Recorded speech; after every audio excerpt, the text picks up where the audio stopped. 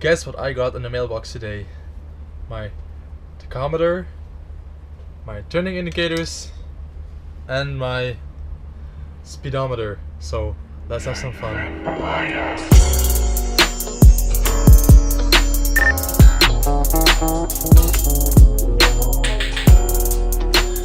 So this is what arrived today, and tachometer, which has a positive and negative wire to illuminate the backlight of it, and this one has an electric connection, which means I will have to connect it to the ignition coil, because the previous one, the original one, is mechanical.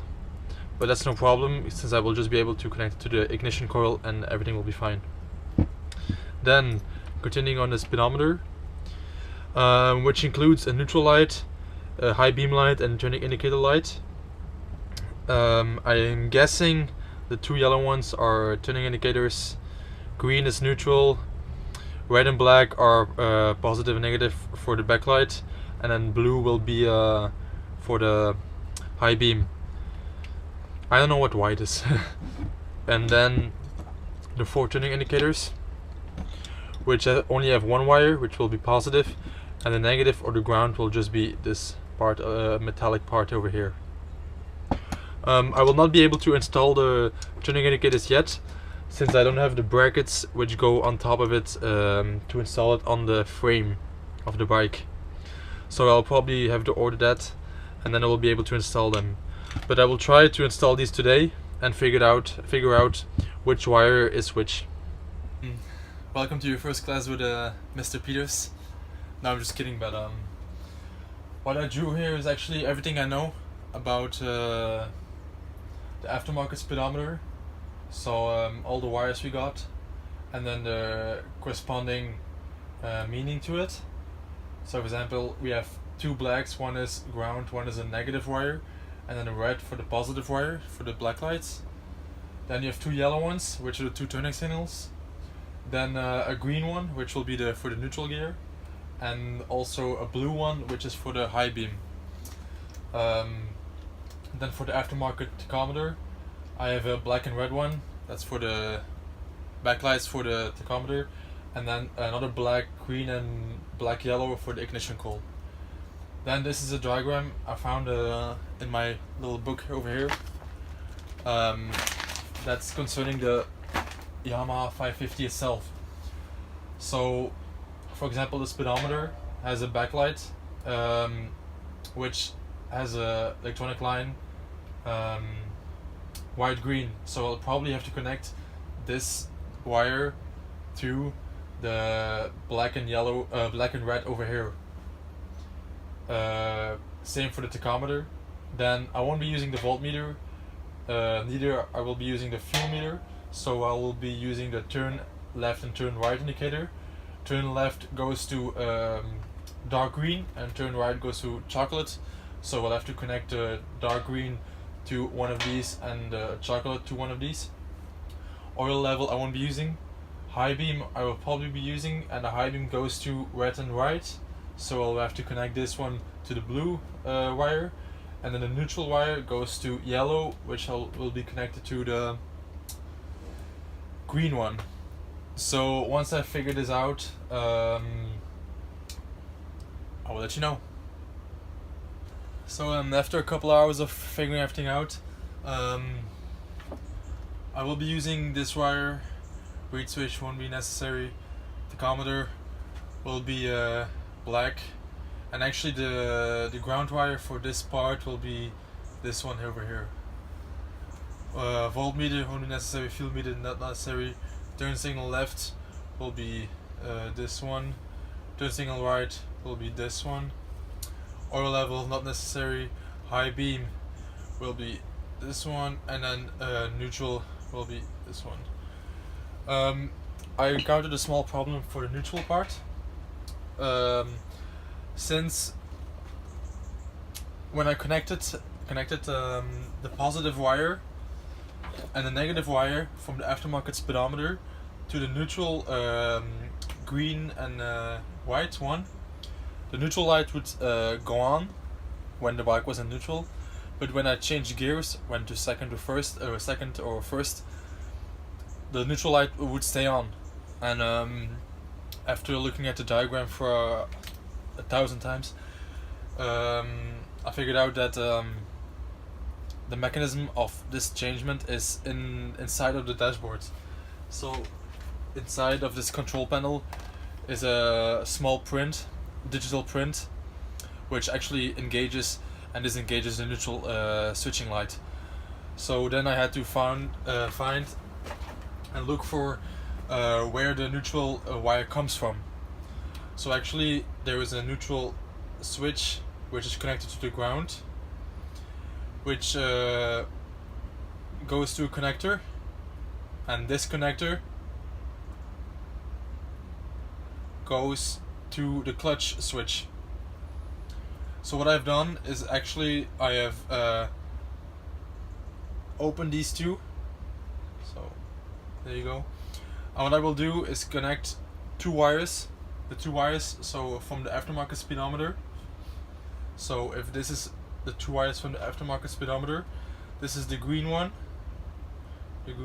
which is positive, and the white one, which is negative. The white one I will connect directly through the ground, and the positive wire will be connected to this side. And then I looked for it. Everything looks fine. Neutral light goes out when I put the bike into first or second gear, and the neutral light goes back on when I put it in the neutral. So problem solved. So what I was telling you about the neutral light is this is a negative one which goes to the frame, and this is the positive one. So what I did is I ran through two lines from the main headlight, which end up here. I put two connectors on it. So this connector will be for this one, up, and this one, negative, will go on here, like that. So now everything should work fine, and let's test it. Turning switch on, neutral light goes on, putting it in first gear, neutral light goes out, and back, neutral light goes on. So what I did to figure everything out is I took the aftermarket speedometer, took all the wires and put them through the headlight, and I connected them to the connectors to see if the wiring diagram which I drew on the board was correct. Of course I will solder it afterwards, but this was just to see if everything was working fine. So one final test before I will start to solder. Headlights are on, off, on, off, on. Big light, on, off, on, off. Then turning indicators, right, off, left, off. The turning indicators are not blinking yet, since there is no actual turning indicators.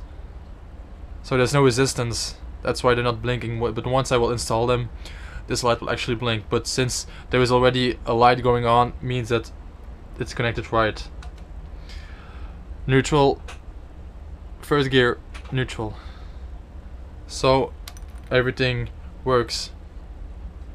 Of course, when working with electricity on a bike or a car, we'll just before doing anything, I will disconnect the battery, the negative of the battery. So I'll do that first, and then I will start here.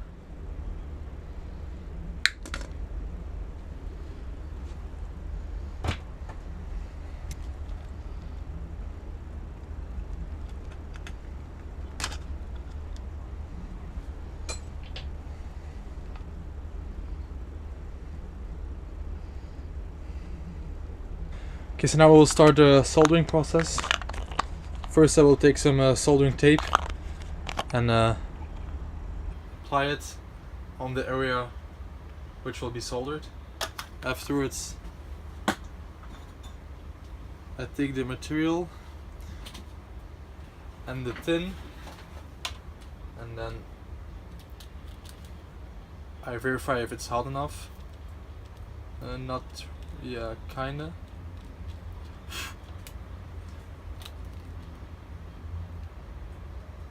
It's getting there. I also applied some heating tubes, which will be afterwards heated and shrinked for installation.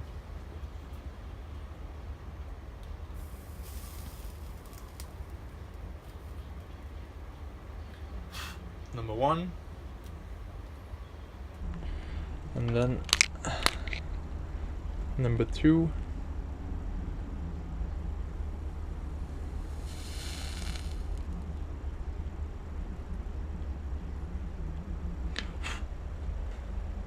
There you go. First one done. As you can see, I take the shrinking tubes and just put them over. Afterwards I will shrink them. Okay, so now let's proceed. Headlights.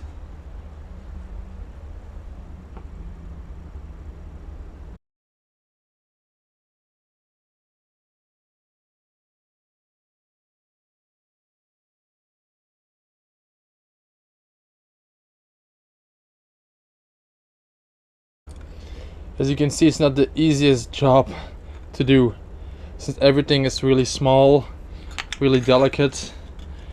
Trying not to connect 2 different wires together and get a shortcut or something. That's why I'm doing everything once at a time.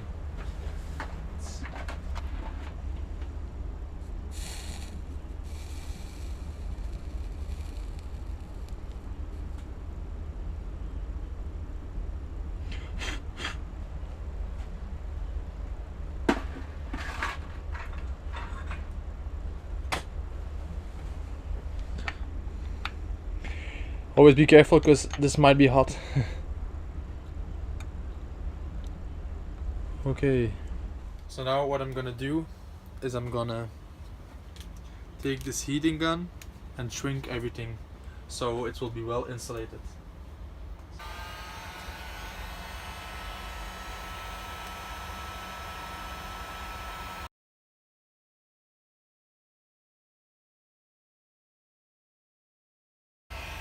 Woo! Very hot.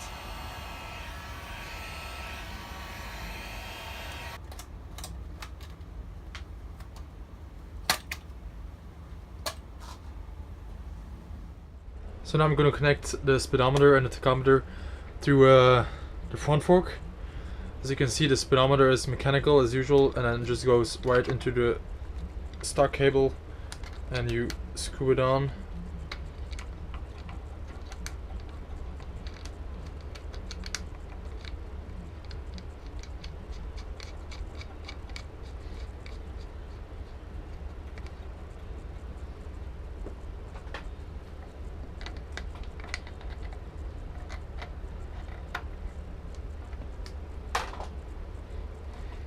Okay, so these are the holes used previously for the control panel from the stock 550.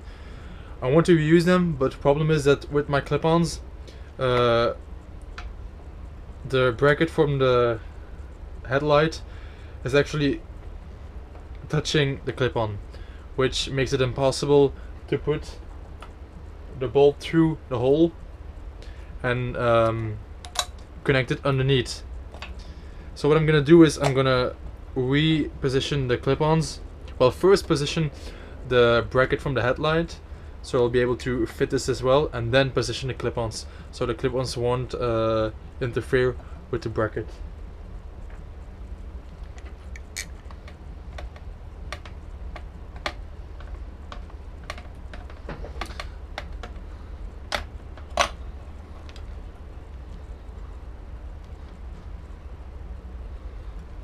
Okay, so this is a correct position for right now, but maybe I will reposition it afterwards, and now it's time for the tachometer. Same thing.